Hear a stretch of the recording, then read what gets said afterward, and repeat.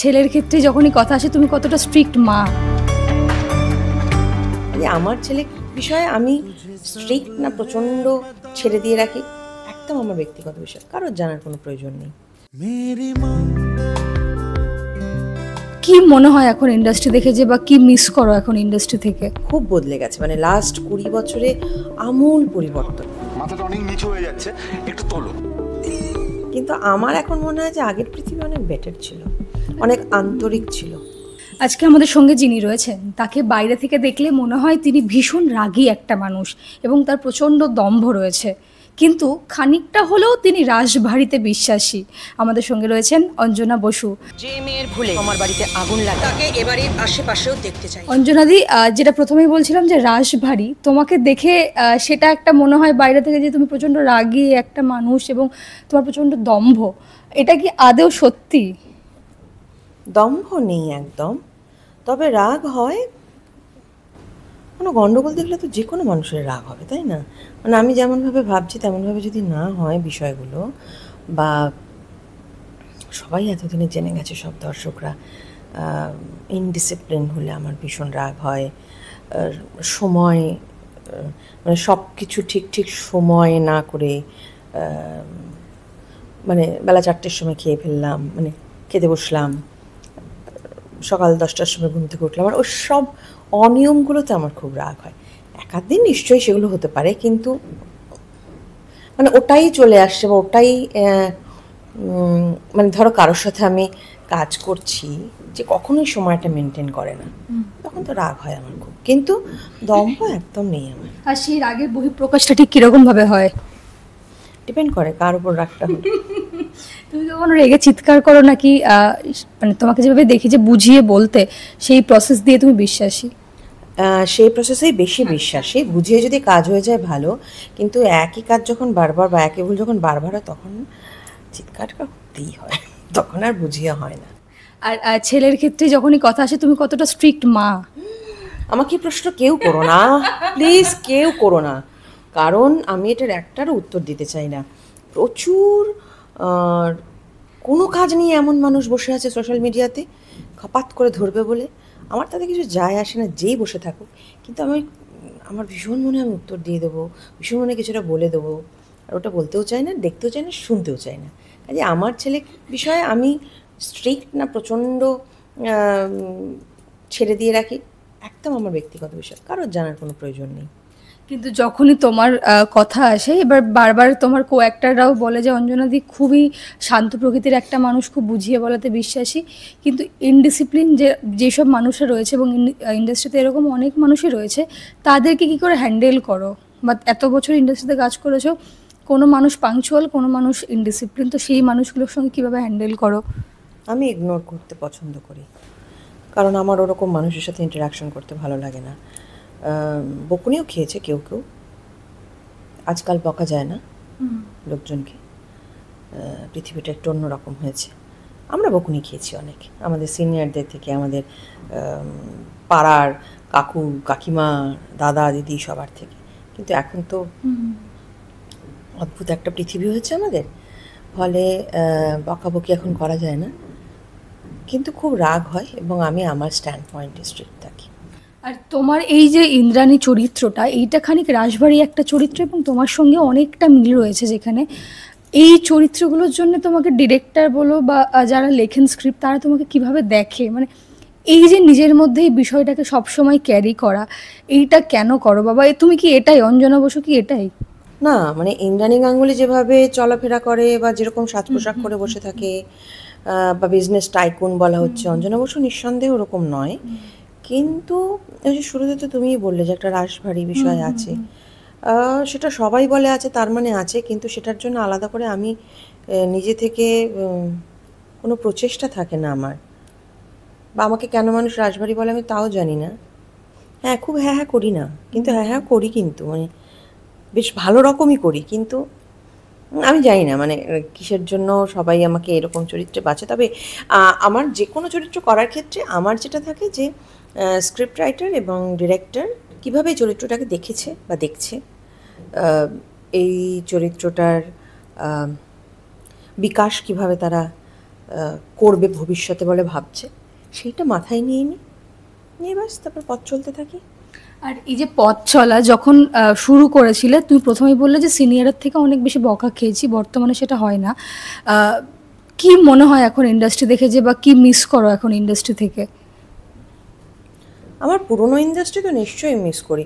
পুরনো সব কিছুকেই না অ্যাকচুয়ালি মিস করার জায়গায় এখন পৌঁছে গিয়েছি। তার কারণ ওই যে বললাম একটু আগে, পৃথিবীটা এখন ভীষণ অন্যরকম হয়েছে তাই। কিন্তু ওই আমরা যখন ছোটো ছিলাম তখনও বড়রা বলতেন যে আমাদের সময় জানিস এরকম ছিল, আমাদের সময় এরকম ছিল। আমার এত বয়স হয়ে যায়নি যে আমাদের সময় এরকম ছিলটা বলবার মতন, কিন্তু পৃথিবীটা এত ফাস্ট এগিয়ে গেছে এখন আমাদের সময় বলেই বলতে হয়। তো খুব বদলে গেছে, মানে লাস্ট 20 বছরে আমূল পরিবর্তন। হ্যাঁ, সবেরই পরিবর্তন হবে এবং সবেরই বিকাশ হবে। এবার বিকাশটা ভালো করছে না খারাপ করছে সেই বিচারটা কী করবে সে জানি না, কিন্তু আমার এখন মনে হয় যে আগের পৃথিবী অনেক বেটার ছিল, অনেক আন্তরিক ছিল।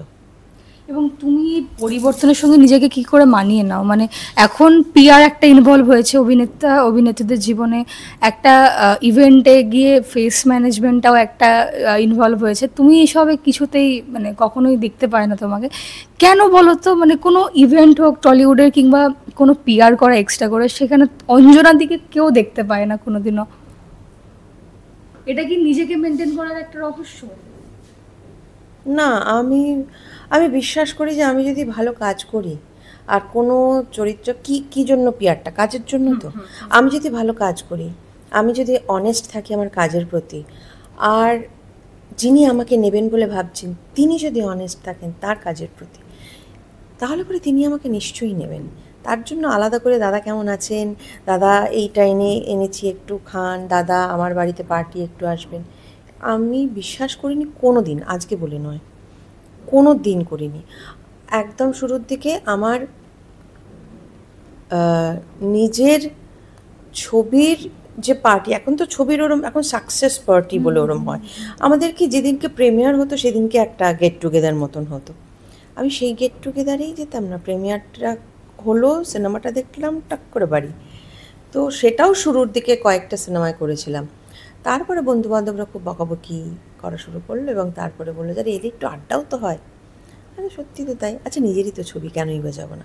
তারপরে শুধু নিজের ছবিতে যাওয়া শুরু করি, কিন্তু অন্য কারোর ছবি সাকসেস পার্টি হ্যাঁ একটাতে গিয়েছিলাম, সেটা অন্যই বলতে পারি, কারণ না ওটা সাকসেস পার্টিও ছিল না, ওটা দেবের জন্মদিন ছিল আই গেস।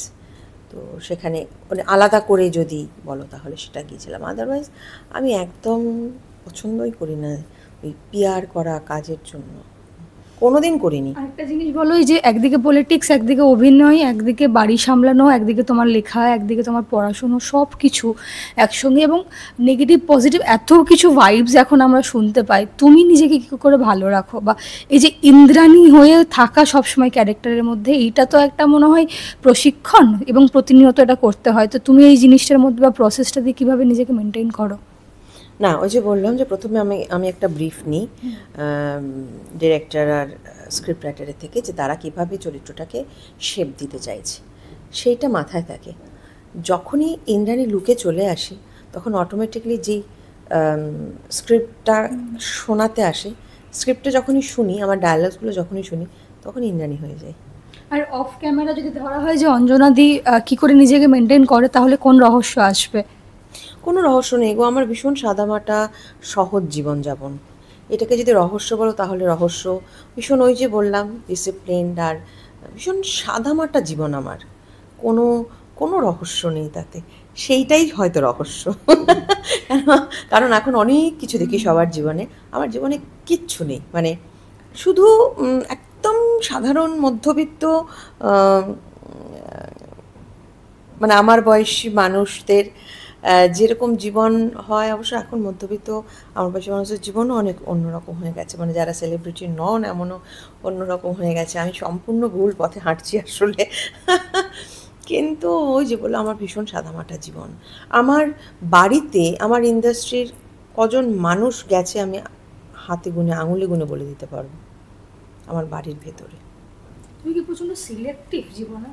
হুম প্রচন্ড। হুম সেই ক্ষেত্রে আর একটা জিনিস, যে উপযাচক হয়ে এই যে তুমি সাদামাটা থাকো, উপযাচক হয়ে কেউ এসে কখনো কোনো জ্ঞান দিয়েছে বা কোনো টিপস দিয়েছে? জ্ঞান তো আমি দিই, টিপস তো আমি দিই না এখন, কারণ আমাকে জ্ঞান দেওয়ার কোনো মানে অবকাশ নেই। কিন্তু আমি যখন শুরু করেছিলাম কাজ, তখন আমি সবার থেকে জ্ঞান চাইতাম। এটা করলে কি হবে বলো, এরম হলে কি করব বলো, এরম পরিস্থিতিতে কীভাবে হ্যান্ডেল করা উচিত বলো, সবাইকে, মানে যত আমার সিনিয়ররা ছিল জনে জনে। এমনকি কোনো একটা কাজ এলে কি রেমুনারেশন চাওয়া উচিত সেটাও পর্যন্ত আমার সিনিয়রদের জিজ্ঞেস করেছি।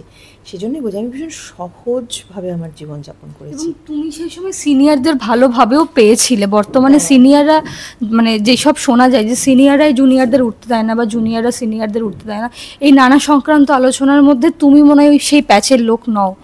না, একদম নই, একদম নই। আমাকে যদি কেউ এসে জিজ্ঞেস করে যে অঞ্জনাদি আমার না এই সমস্যা হয়েছে, আমি কি করব, আমি ধরো আমি একদম ব্যক্তিগত সমস্যা বলছি, সিনের সমস্যা তো ছেড়েই দাও, সে তো ঢাল হয়ে দাঁড়াবো একদম, যদি কেউ কোনো সমস্যায় পড়ে বা বিপদে পড়ে বা কোনো অসুবিধে হয়, অসুবিধের মধ্যে রয়েছে এরকম হয়, বা সিন নিয়েই নাকানি চুবানি খাচ্ছে, বুঝে উঠতে পারছে না, একদম পুরো ঢাল হয়েই দাঁড়াবো। কারোর ব্যক্তিগত জীবন নিয়েও যদি কোনো সমস্যা থাকে, আমার নিজের ক্ষতি, নিজের অসুবিধে কিচ্ছু ভাববো না, একদম ঝাঁপিয়ে পড়ে তার জন্য থাকবো। কিন্তু আলাদা করে কাউকে উপযাজক হয়ে কোনো জ্ঞান দেব না, দিই না। মানে এটা কেন হয়? এটা কি এখন থেকে ইন্ডাস্ট্রির প্রতি যে আকাঙ্ক্ষা, আশঙ্কা, ভয় মানুষের তৈরি হয়েছে, সেখান থেকে গিয়ে মনে হয়েছে যে আর উপযাচক হবো না, নাকি এটা তোমার নিজের একটা রিয়েলাইজেশন যে না? আমার নিজেরই রিয়েলাইজেশন যে এখন ওই যে বললাম পৃথিবী বদলে গেছে, এখন আর এখন সবাই সবটা জানে, এখন আর কারোর কিছু জানার প্রয়োজন নেই। কিন্তু আমি যখন এসেছি তখন আমার জানার প্রয়োজন ছিল, আমার এখনও জানার প্রয়োজন।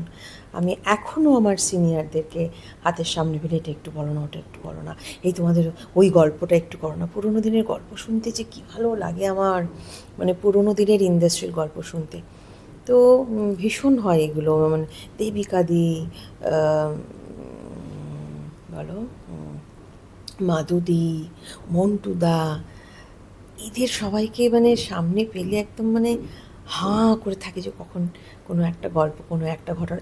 ইভেন এখানে কুশলদা যখন কোনো কথা বলে বা কোনো, আমি পুরো হাঁ করে তাকিয়ে থাকি যে হ্যাঁ বলো বলো বলো, ওই সময় সত্যজিৎ রায় কীরকম ছিলেন, উনি কী বলতেন বা উনি কী করতেন, তোমাকে উনি কীভাবে ডিরেক্ট করতেন, মানে করেছিলেন, মানে সব পুরোনো দিনের কথা ভীষণ জানতে ইচ্ছে করে।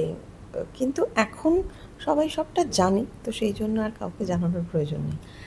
এই যে রঙিন দুনিয়া, এটা কতটা মানুষের কাছে সহজলভ্য, কতটা কঠিন পথ আরও ভবিষ্যতের জন্য এনে দিচ্ছে? মানুষের জন্য মানে মানে সাধারণ মানুষ হোক কিংবা যারা অভিনেতা অভিনেত্রী, এখন যে রূপলি পর্দা, সোনালী পর্দার দুনিয়া এবং রঙিন, যেটাকে আমি সব মিলিয়ে বললাম, সেইটা কতটা কঠিন পরিস্থিতি আনতে চলেছে বাস্তবে, তোমার কি মনে হয়? দেখো, প্রথম কথা হচ্ছে আমাদের দুনিয়া খুব কঠিন দুনিয়া। ওই যে বাইরে থেকে ওই রূপালি সোনালি ঝকঝকে সবাই মনে করে যে আহা কি দারুণ জীবন এদের, কত সাজতে পারে, কত বেড়াতে যেতে পারে, কত টাকা, এসব কত রকম ভাবে। হ্যাঁ, সাজতে পারে, টাকা আছে, মানে সব রোজগারেই, মানে সব প্রফেশনেই তো টাকা আছে। কিন্তু আমাদের যে খাটুনি তোমরা জানো, আমাদের খাটুনিটা যেটা, সেটা কেউ বছরের পর বছর করে দেখা। ঠিক ঠিক ঠিক, এইটাই বলা। এবং এখন তো আমাদের অনেক সহজ। এখনকার ছেলেমেয়েদের আমরা বলি যে তোরা কি পারছি না করিস রে, 14 ঘন্টা মাত্র কাজ করতে হয়। আমি নিজে 44 আওয়ার্স নন স্টপ কাজ করেছি। কি 44 আওয়ার্স নন স্টপ, মানে কন্টিনিউ মেকআপ, কন্টিনিউ কস্টিউম, সব কিছু একদম। আমি বিধির বিধান করতাম, সেটা হতো পানিহাটিতে শুটিং হতো, 1 বছর খানেক মতন চলেছিল।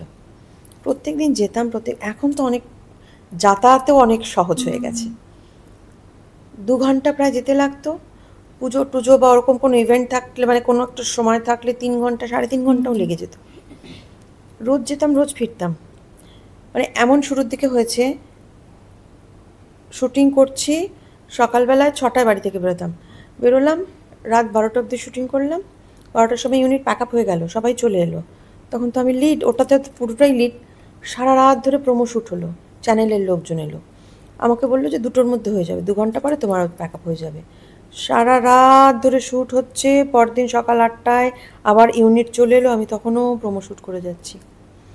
ব্যাস, ইউনিট চলে এলো, প্রোমো শ্যুটের লোকজন, চ্যানেলের লোকজন চলে গেল, আমি একটু চা খেলাম, ব্রেকফাস্ট করলাম, 8টার কলে আবার ঢুকে পড়লাম, করে আবার ওই রাত 12টা অবধি শ্যুট করলাম, করে বাড়ি। মানে আমি গুনেছিলাম তখন 44 আওয়ার্স ননস্টপ। আর 18 ঘন্টা 19 ঘন্টা তো আমরা বোধহয় 15-16 বছর টানা ওরকমই কাজ করেছি। এই 14 ঘন্টা তো কোভিড তার আশপাশ থেকে শুরু হয়েছে, তার আগে তো ওই রকমভাবেই কাজ করেছি। তখন তাহলে এখনকার বাচ্চারা কি করতো আমি জানি না। এবং এখন সব কিছু এত সহজ, সব কিছু এত মানুষের কাছে সহজলভ্যভাবে মানুষ পেয়ে যায়। সোশ্যাল মিডিয়াটা একটা অনেক বড় ইম্প্যাক্ট ফেলেছে জীবনে। সেইটা থেকে তোমার কি মনে হয় যে সোশ্যাল মিডিয়ার মারফতে যে জিনিসগুলো আমরা পাই, এবং এখন বলা হয় যে সোশ্যাল মিডিয়াতে যাদের ফলোয়ার্স বেশি তাদের নাকি বড় বড় কাস্টিংয়ের জন্য না হয়, তুমি কি এগুলোতে বিশ্বাসী কখনো, বা তুমি এই প্রসেসটাতে কখনো বিশ্বাসী? আমি এটা প্রথম শুনেছিলাম, তখন আমি মন মানে না বলে একটা সিরিয়াল করছি, সেটাতে এসে একটি ছেলে ছিল, খুব রাগারাগি হচ্ছে, পেরে উঠছে না সে, ডিরেক্টর রাগ করছে, প্রোগ্রামার রাগ করছে, কাজ ওঠানো যাচ্ছে না, 7খানা সিন থাকলে 3টে সিন উঠছে না। যখন সবাই খুব রাগ করছে এরকম কয়েকদিন দেখবার পর আমি বললাম, এত রাগ করছো ওর ওপর, তাহলে কাস্ট করলে কেন? তখন আমরা কি কাস্ট করেছি? চ্যানেল থেকে করেছে। তা চ্যানেলকে বলো, মানে চ্যানেল কী দেখে কাস্ট করলো? বলে দিদি আজকাল তো অন্যরকম হয়ে গেছে, ওর ইনস্টাতে এত ফলোয়ার। আমরা প্রথম শুনলাম বিষয়টা, আমি ইনস্টাতে ফলোয়ার মানে বুঝতে পারলাম না। ইনস্টাতে ফলোয়ার হচ্ছে ঠিক আছে, সে থাকতে পারে, কিন্তু এখানে কে কাস্ট করলো? বলছে তো ইনস্টা থেকে। আমি বললাম আমি তা বলছি না, আমি বলছি আমি এখানে কে, আমি বুঝতেই পারছি না আমি এখানে কাস্ট করলো কে, মানে সে কি দেখে করলো? বলছে ওই তো ফলোয়ার দেখে। আমি না তাকিয়েই আছি তখন তার দিকে, ইনস্টা ফলোয়ার দেখে অভিনয়ের জন্য কাস্ট করা হচ্ছে। সেদিন বুঝেছিলাম যে ব্যাস তাসের ঘর তৈরি হয়ে গেছে। এবং পরে যখন সেই ছেলেটির আমি ইনস্টা প্রোফাইলে ঢুকলাম, তুমি সত্যি ছবি দেখে তোমার মাথা ঘুরে যাবে, কিন্তু তুমি একটা স্টিল ছবি তুলছো, ক্যামেরার সামনে কথা বলে তোমার 5টা ইন্দ্রিয়কে কাজে লাগিয়ে তুমি একটা অভিনয় করছো, তার সঙ্গে আরও 5জন বাঘা বাঘা আর্টিস্টরা, অত সহজও নয় অভিনয়টা, ঠিক অতটা সহজও নয়। কিন্তু তুমি সব কিছু খুব সহজভাবে না, জানি না মানে বলা উচিত কি না, খুব সহজভাবে সামলে নিতে পারো। এটা অ্যাপ্রিসিয়েটও বলা হতে পারে যে যতই কঠিন পরিস্থিতি হোক বা যতই নড়বড়ে হোক বা যতই অবাক হও না কেন, তুমি সব কিছু খুব নিউট্রালভাবে সামলাতে পারো। এবং প্রথমেই যেটা বলছিলাম যে একদিকে তোমার অফিস, একদিকে তোমার অভিনয়, তুমি দুটোকে কী করে ব্যালেন্স করো, কারণ তুমি একে মানুষের কাছে সবসময় থাকছো, আর একদিকে তুমি তোমার দর্শকরা টেলিভিশনে তাদের কাছে সবসময় পৌঁছে যাচ্ছ। এই দুটো কতটা প্রেশার দেবে, তুমি কি করে মেনটেন করো? আমি প্রথমে এসে বলছিলাম যে তুমি কি করে মেনটেন করো এটা? আমি না ওই মানে জীবনটা বললাম না আমার, আদারওয়াইজ আমার ভীষণ সহজ জীবন। ঘরের কাজ করছি, আমি যখন ঘরে থাকি তুমি আমাকে দেখে ভাবতেও পারবে না আমি একটা মানে একটা প্রাইমারি স্কুলেরও টিচার হতে পারি, তোমার দেখে আমাকে মনে হবে না, কারণ ওটা আমার ঘর, ওটা আমার জায়গা, ওখানটা আমি আমার মতন, ওইটা তো আমাকে করতেই হবে। এইটা আমার প্রফেশন, এটা আমার কাজ, এখান থেকে আমি রোজগার করি, আমার দায়িত্ব আছে, আমার রেসপন্সিবিলিটি আছে। একটা মানুষ আমার ওপর টাকা লাগাচ্ছে, আমি যদি খুব সহজে বলি বিষয়টা, তাই না? আমার উপরে টাকা লাগাচ্ছে, মানে শুধু আমার উপরে না, অনেকের উপরে, তার মধ্যে তো আমি একজন। আমার ওপরে ভরসা করে একটা টেলিভিশন শো সেখানে রাখা হচ্ছে আমাকে, যে ওই টেলিভিশন শোটাতে আরও অনেকের মাঝখানে ইনি থাকলে আমার এই শোটা ভালো হবে, তার একটা বিরাট দায়িত্ব থাকে গো। মানে যদি তুমি সেটাকে দায়িত্ব বলে ভাবো, যদি তুমি রোজ এলাম, কাজ করলাম, সই করলাম, টাকা নিলাম, বাড়ি গেলাম, ওরমভাবে ভাবো, এরম ভাবো, অনেকে ভাবে, সে ভাবনার ঠিক না ভুল তার মধ্যে আমি যাচ্ছি না, কিন্তু আমি ওভাবে ভাবি না। আমার জীবনটা যেমন সহজ, তেমন যে কোনো দায়িত্ব আমার কাছে, মানে আমার 100, তুমি যদি আমাকে বাসনও মাজতে দাও না, তুমি আমার কোথাও খুঁত দেখাতে পারবে না, মানে আমি মনে করি যে আমাকে এখন বাসন মাজতে বলা হচ্ছে, মানে এটা আমার দায়িত্ব, এটা আমাকে পুরোটা করতে হবে।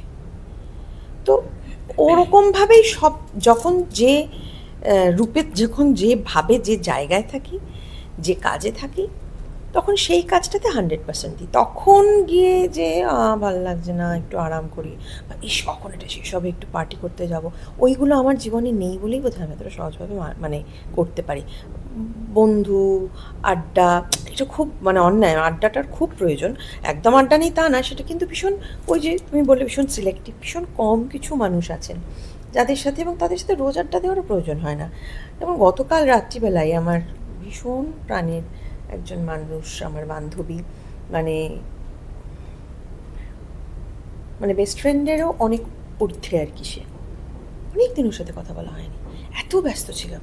এর মধ্যে বিদেশে থিয়েটার করতে গেলাম, সেটার জন্য একটা ব্যস্ততা ছিল, পুজোর ছুটি, পুজোর সময়, এসব সবটা মিলিয়ে ওই দুটো জায়গায় দুটো ছুটি বলি, এখানে কাজের প্রেশার সাংঘাতিক, সবটা মিলিয়ে একদম কথা বলা হয়নি। কালকে ওর সঙ্গে 1.5 ঘন্টা ফোনে কথা বললাম। বললো, ব্যাস, এই যদি এতদিন কথা বলতে পারিস রে, এই তো পূরণ হয়ে গেল। ওই যে অক্সিজেনটা আমিও পেলাম, ও পেলো না, আমার মনে হয় ওটা অনেকটা আমার কাছে। এবারে বিষয়টা হচ্ছে তুমি তোমার জীবনটাকে কিভাবে দেখো, সেটা হচ্ছে মোদ্দা কথা। তুমি যদি তোমার জীবনটাকে একটা ফানুসের মধ্যে দেখো, তাহলে তোমার জীবন অনেক ক্রাইসিস। তুমি যদি তোমার জীবনটাকে একটা সহজ মসৃণ পথ বলে ভাবো, দেখো চড়াই উতরাই সবার জীবনে আসবে, রিক্সাওয়ালার জীবনেও আসবে, বাস কন্ডাক্টরের জীবনেও আসবে, টিচারের জীবনেও আসবে, আম্বানি আদানিদের জীবনেও আসবে। প্রত্যেকের জীবনে তার নিজের লেভেল অনুযায়ী চড়াই উতরাইটা আসে। তো চড়াই উতরাই সব মানুষের, তোমার মধ্যেও আসবে। বিষয়টা হচ্ছে তুমি সেটা কতটা গ্রেসফুলি, কতটা শান্তভাবে, ধীরভাবে, প্রোডাক্টিভ ওয়েতে সেটা তুমি হ্যান্ডেল করতে পারছো। কখনো কোনো ক্রাইসিসে, এটা আমার ঈশ্বরেরই আশীর্বাদ বলবো, কোনো ক্রাইসিস মানে কত বড় ক্রাইসিস হয়ে যাক, অন্য সময় হয়তো হাইপাই করে এটা হলো না, ওটা করলাম না, আমি আজকে এই কাজগুলো করবো, বললাম যা 5খানা কাজ হলো, 10খানা কাজ বাকি রয়ে গেলো, সেই সব হাইপাই করছি। কিন্তু যখন কোনো ক্রাইসিস আসে জীবনে, তখন আমি মানে মাঝ সমুদ্রের মতন শান্ত হয়ে যাই। শান্ত হয়ে যায়। তখন আমি জানি তখন আমার সিদ্ধান্ত নিতে হবে, এবং এই সময় যদি আমি তড়বড় করি তাহলেই ভুল। এই সময় আমাকে শান্ত হয়ে সিদ্ধান্ত নিতে হবে। ছেলে বাইরে থাকে, ছেলের জন্য একটু কাঁটা হয়ে থাকতে হয় সব সময়, কখন কিভাবে কি পরিস্থিতিতে আছে না আছে। অনেক ক্রাইসিস তো হয় ওর ক্রাইসিসগুলো যখন আসে, অ্যাক্সিডেন্ট হচ্ছে, কত কিছু হয়েছে, সেই সময়টা আমাকে একদম শান্তের মতন শান্ত পাবে সবাই। আর এটা কি মানে তোমার অভিজ্ঞতা থেকে, নাকি মেডিটেশন, নাকি অন্য কোনো প্রসেস, যে এই শান্ত সমুদ্রটা হতে পারো? মানে তুমি আর একটা জিনিসও বলি যে স্রোতে কখনো বইতে তুমি চাও না, বা হয়তো দেখিও নি আমরা, এই যে সমুদ্রের মতো শান্ত একটা পিসফুলি বয়ে যাওয়া, এইটা কি মেডিটেশন নাকি এটা অভিজ্ঞতা? এটা আমার প্র্যাকটিস বলতে পারো, কারণ আমি ভীষণ আমার উপরে না অনেক দায়িত্ব, সেভাবে যদি বলো, অনেক ছোট থেকে আমার উপরে অনেক এবং অনেকের দায়িত্ব পালন করতে করতে করতে করতে আজকে এই জায়গায় এসে দাঁড়িয়েছি। এই পালনগুলো করতে গিয়ে এগুলো করতে গিয়ে কখন যেন আমি এরকম হয়ে গিয়েছি, মানে আমি সেটা নিজে যে খুব ভেবে এরমটা হতে হবে বলে হয়েছে এমনটা নয়। কিন্তু আমি দেখেছি যে ক্রাইসিসের সময় আমাকে ভাবতে হবে যে আমি কী করবো। তখন যদি আমি অস্থির হই তাহলে আমি ভুল ভাববো, তখন অস্থির হলো, কারণ যেটা ঘটে গেছে সেটা ঘটে গেছে, সেটাকে আমি ঠিক করতে পারবো না। এবারে আমি যেটা ঠিক করতে পারি সেটা হচ্ছে এই যে ঘটে গেল, এবার এটাকে কি করে চটপট আরও রিকভার করবো, এবং এর পরবর্তীকালে যাতে এরকম কোনো সমস্যার মধ্যে না পড়ি, তার জন্য যে পথটা তৈরি করে দেয়, সেটা তো অস্থির হলে হবে না, তার জন্য তো শান্তই হতে হবে। অঞ্জনাদি, যে এত বোল্ড তুমি এবং এত স্পষ্ট বক্তা, তোমার জীবনে কখনো এই জন্য তুমি কোনো বিপদের ফেস করেছো? এই জন্যেই তো বিপদে ফেস করি, কারণ মুখ ফাট, যে কথাটা বল, মুখের উপরে একদম কাউকে যদি ভালো না লাগছে, আজকাল একটুখানি পলিশ করি, কিন্তু কিছুদিন আগে অবধিও আর একদম অচেনা মানুষকে এই তুমি ভীষণ তোমার সাথে আমার কথা বলতে ভালো লাগছে না, নিশ্চয়ই আমি সেটা বলবো না, অত রুডও নই। কিন্তু ধরো বাড়িতে বা বন্ধুবান্ধবদের মধ্যে মানে আমার পছন্দ হচ্ছে না, মানে আমি সেটা বলে এটা ওখানে রাখবি না, সরা, এটা ওখানে রাখার জিনিস না, যা জায়গায় রাখ, মানে এটা একদম বলবো। এটা যদি কেউ ভাবে যে তুই এরকম করে বললি কেন, এটা কেউ ভাবে না, কারণ সবাই জানে আমি ওরকমই। আমার বাড়িতে আমার মানে কি বলবো, হাউস হেল্প যারা আছে, খুব রেগে গেলাম হয়তো কোনো সময়, প্রচণ্ড বকুনি দিলাম, সবাই চুপ করে থাকে, একটু করে আমি তো ভুলেই গেছি কী কারণে বকলাম। তারপরে তুমি কেন এটা খাওনি, এখানে কেন মিষ্টিটা পড়ে রয়েছে, কালকে থেকে বলছি খেতে, মানে ওরা জানে যে দিদি এরকমই। কিন্তু যেটা ভুল হবে ওই ভুলটা হজম করে আচ্ছা আচ্ছা আচ্ছা ঠিক আছে ঠিক আছে, ওটাও আমি করতে পারি না, মুখের ওপর যেটা অসুবিধে মুখের ওপর, কিন্তু তারপরে সেটা নিয়ে কোনো আলোচনাও করি না। কিন্তু চেনা জগতে অচেনা মানুষ, অর্থাৎ ইন্ডাস্ট্রিতে যখন নতুন কেউ আসে বা তুমি কোনো নতুন প্রজেক্ট শুরু করলে, সেই ক্ষেত্রে এরকম মুভফার্ড হয়ে যাওয়াটা বা বলে দেওয়াটা, এই ক্ষেত্রে কতটা তোমার বিপদ এসছে জীবনে? আর তুমি কি আগে কোনো নতুন জায়গায় আসলে আগে পুরো অ্যাটমসফিয়ার, পুরো পরিবেশ কিভাবে যাচ্ছে সেটা আগে অবজার্ভ করো? তারপর সে তো বটেই। আমার এখানে যেরকম বেশিরভাগ মানুষই আমার অচেনা, মানে যাদের সাথে আমি ফ্লোরে কাজ করছি বেশিরভাগ মানুষই অচেনা, মানে তাদের ধরনটাও আমার একটু বুঝতে সময় লেগেছে, তাদেরও আমাকে বুঝতে সময় লেগেছে। কিন্তু সেটা যখন সড়গড় হয়ে গেছে তখন তো আপনার রূপ নেই। এভাবে ভালো থেকো, হাসি খুশি থেকো, এবং আমরা আরো বেশি চোখ রাখবো কুসুমে, কিন্তু ঠিক সেরকমই চোখ রাখবো সিটি সিনেমাতে। টলিউডের latest update, gossip and entertainment পেতে সাবস্ক্রাইব করুন শুধুমাত্র সিটি সিনেমা, আর ফলো করুন সিটি সিনেমার Instagram, Facebook, Twitter and ShareChat page.